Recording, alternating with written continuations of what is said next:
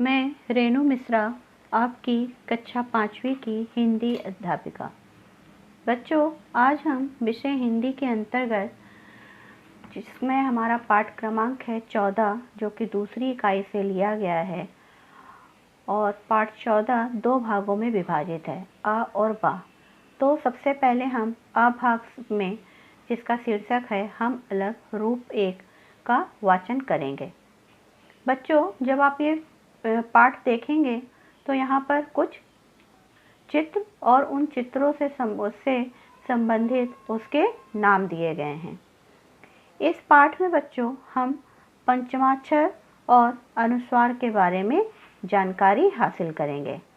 पंचमाक्षर और अनुस्वार के बारे में जानकारी हासिल करने से पहले आइए सबसे पहले हम अपने पाठ में आए हुए शब्दों का वाचन करते हैं। सबसे पहला चित्र है टंकी, शंख, पतंग, कंघी, कंचा, पंछी, जंजीर, झंझावात, घंटा, डंठल, डंडा, पंढरपुर, संतरा, ग्रंथ, संदूक, कंधा, चंपा, गुफ़न, कंबल, खंबा। आइए बच्चों, अब हम पंचमाक्षर के बारे में जानकारी लेते हैं। बच्चों, जैसा कि आपने देखा होगा कि वर्णमाला में जो स्वर और व्यंजन होते हैं, उसमें व्यंजन में क से ज्ञ तक हम व्यंजन पढ़ते हैं। लेकिन जब हम पंचमाक्षर की बात करते हैं तो का से माँ तक जो हमारी वर्णमाला है उसको हम 5 भागों में विभाजित करते हैं। जैसे का, ख, ग, घ, अंगा, का वर्ग, च, छ, ज, ण, चा वर्ग, ट, ठ, ड, ढ, न, ट वर्ग, त, थ, द, ध, न वर्ग, और प, फ, ब, भ, म प वर्ग में आता है।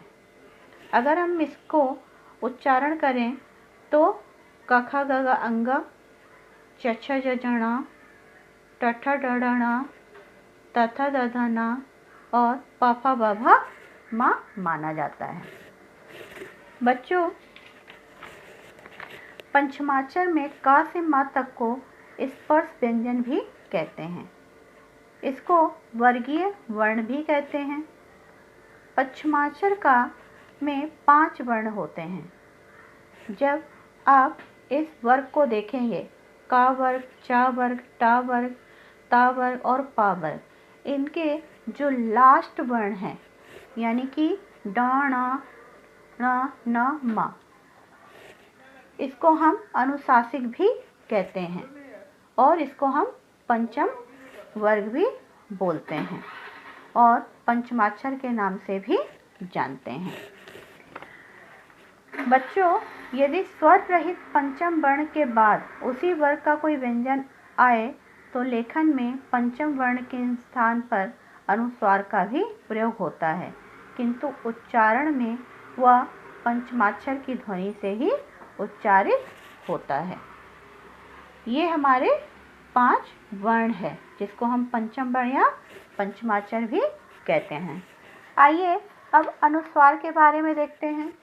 बच्चों, अनुस्वार का प्रयोग संस्कृत भाषा में होता है और इसको हम, जैसे आप अंग पढ़ते हैं, उस तरीके से जाना जाता है। अनुस्वार को अगर हम परिभाषित करें तो अनुस्वार का मतलब होता है स्वर के पीछे चलने के कारण इसे अनुस्वार कहते हैं। और इसका अगर इसको हम संधि विच्छेद करें तो अनु प्लस स्वर आता है। यह एक नासिक ध्वनि है। नासिक ध्वनि मतलब इसका जब हम उच्चारण करते हैं इस तरीके के शब्दों का, जहाँ पे अनुस्वार होता है और अनुस्वार बिंदी के रूप में होता है, तो इसका उच्चारण हम नाक से करते हैं। ये वर्ण यानी कि जो अक्षर होता है उसके ऊपर बिंदी के रूप में प्रकट किया जाता है। जैसे आपने बहुत से शब्द देखे होंगे, गंगा, पंजाब, अंत, जब आप पढ़ते हो तो इसकी ध्वनि नाक से आती है और ना का ध्वनि आता है।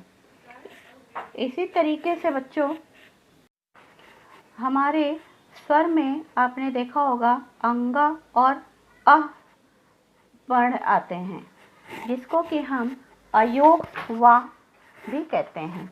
अयोग वा का मतलब होता है स्वर और व्यंजन से अलग वर्ण, मतलब इसका प्रयोग स्वर और व्यंजन दोनों में ही होता है।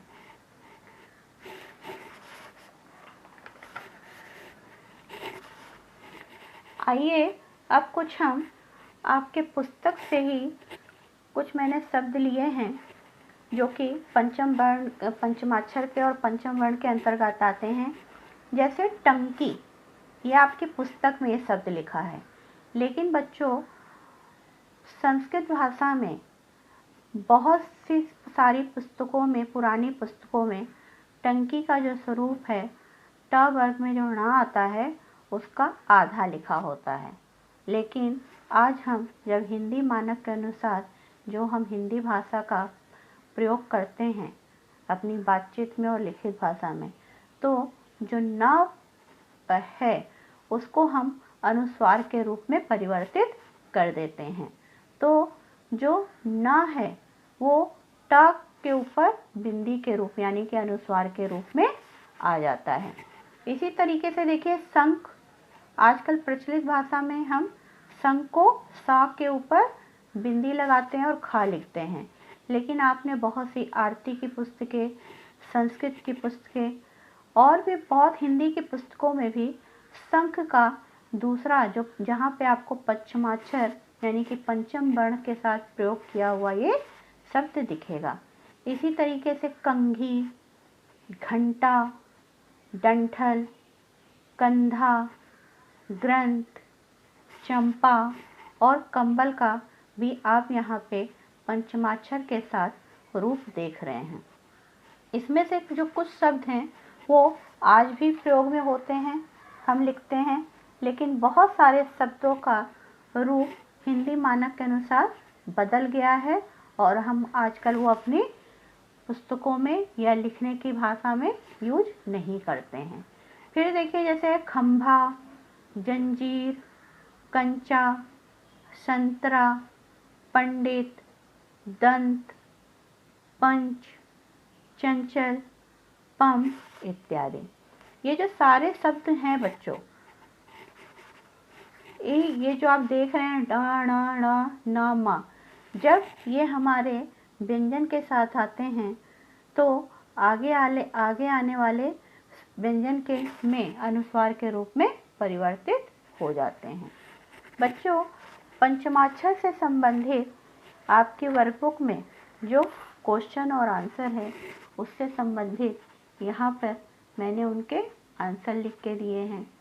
पहला जो आपके वर्कबुक में पेज है इसे आपको स्वयं करना है और दूसरा जो पेज है पीछे जब पेज टर्न करेंगे तो वहाँ पे जो क्वेश्चन है उसके आंसर मैंने लिख के दिए हैं, उसको आपको सुंदर सुलेखन रूप में करना है। धन्यवाद।